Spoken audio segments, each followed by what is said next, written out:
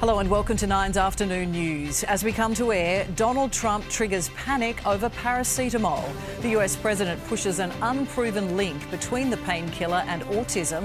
Authorities here urging calm, calling Trump's claims into question. Stuck in the dark ages, the scathing report into Sydney train failures condemned as indefensible. Left out in the cold, the Prime Minister not on a long list of world leaders meeting with the US president. A bank held up at knife point in Kingsgrove, an armed woman beneath the hood. Fergie frozen out. The Duchess dropped from charities over her leaked email to Supreme Friend Jeffrey Epstein. A rugby return. Mark Nwanganitawase set to leave the Roosters and the NRL ahead of a Rugby World Cup on home soil. And parents asked to pay up to bring their kids' art home, and the mother referred to police for taking action into her own hands. This is 9 News with Deborah Knight. Good afternoon. We'll start with that ruling from the US president that's triggered uncertainty across the world. Donald Trump announcing the Food and Drug Administration will advise women against taking Tylenol or paracetamol during pregnancy, claiming it could be associated with an increased risk of autism in children. That claim, however, unproven, according to medical experts. US correspondent Jonathan Kersley is following the story. This is what the President of the United States has problems with, essentially. A quick check of the weather, and right now it is 16 degrees at Sydney Harbour, 19 degrees in our west. Tomorrow a sunny day for Brisbane, a top of 26, fine and 25 in Sydney. Partly cloudy, 19 degrees in Canberra. Melbourne looking at a shower or two, 17 degrees, 14 in Hobart. Adelaide another partly cloudy day, 18 the top. Sunny and 29 in Perth, and a fine 35 degrees in Darwin. And Amber will be here a little later with your full weather forecast. Still ahead on Nine's Afternoon News, paracetamol panic. We'll speak to Nine's medical expert for the latest advice amid Donald Trump's autism claims. Plus, the search for opportunistic beer bandits after a keg-carrying truck lost its load. And Zac is here with sport, where the teams for the preliminary finals have just been named. What are we looking at? It's a sigh of relief for Panthers fans, Deb. Liam Martin cleared to play despite concerns about his ribs. Up next, some surprising praise from Penrith for their opponents this weekend. And why Adam Fanua-Blake's newfound role has him believing he's become a better player at the Sharks.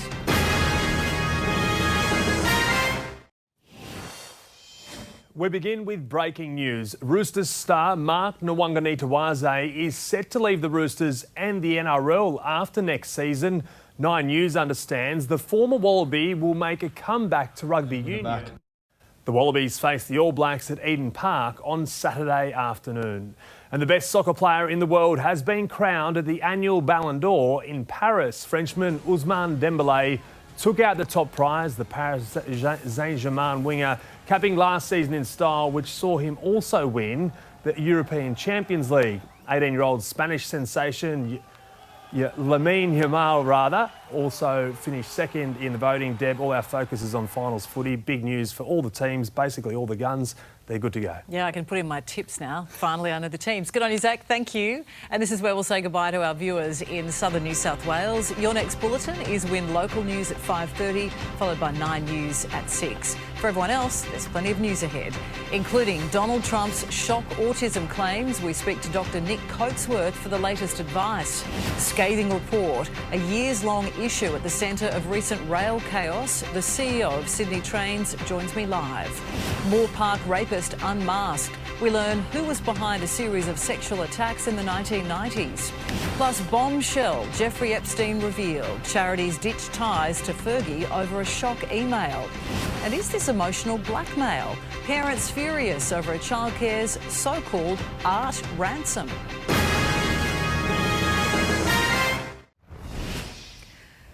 This is Nine's Afternoon News. Our top stories right now. President Donald Trump has linked paracetamol use in pregnant women to autism. Just ahead, Dr. Nick Coatsworth joins us live.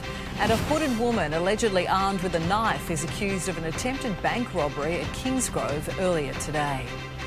First at 4:30, medical experts are slamming unproven claims by the US president of a link between painkillers and autism, as well as urging American parents to delay vaccinating their children. Donald Trump today warning pregnant women not to take paracetamol or Tylenol, as it's known in the US. Matters into her own hands. Firefighters are warning to stay out of the kitchen after a big night out. New data from Fire and Rescue New South Wales showing 37% of house fires this past winter started after someone fell asleep while cooking under the influence. You might know the big banana or the big pineapple, but now we've got the big hose. At 119 metres long, it is the latest addition to the Queensland Gallery of Modern Art. And unlike most art, visitors are actually encouraged to climb and play on the sculpture, which includes elements from First Nations history. Stay with us, your weather forecast is next with Amber, but first, a look at what's happening in tonight's news at 6.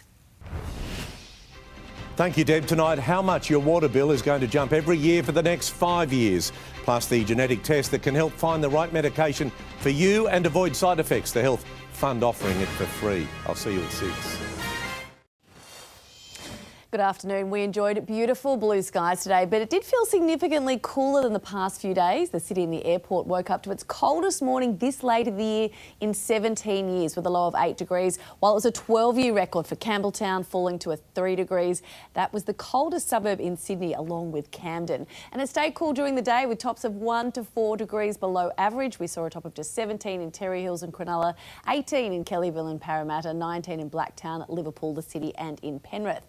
It was a chilly start right across New South Wales as well. Ulladulla had its coldest morning this late in the year in 27 years, falling to 6 degrees. It was a 22-year record for Condobolin with an icy -2 and a 17-year record for Bathurst falling to -3 today. Today it remained colder than average. We only saw a top of 17 in Wollongong, Wagga Wagga, Batemans Bay and Albury. Let's take a look at tomorrow in a cold front. We'll cross Tasmania and skim Victoria. That will bring gusty showers and some highland snow. Brisbane though heading for a sunny 26 degrees, partly cloudy in Canberra 19, a shower or two on the way for Melbourne 17, cloudy in Adelaide, top of 18 degrees and a sunny 29 on the way for Perth. New South Wales will be mainly fine tomorrow, just a possible isolated shower or two around Wollongong and the southern tablelands with a strong to gale force wind warning for Batemans Bay and Bega. Let's take a look at Sydney. It will be mostly sunny tomorrow. There is a slight chance of a late shower on the coastal fringe with light to moderate southwesterlies, but it will feel much warmer than today.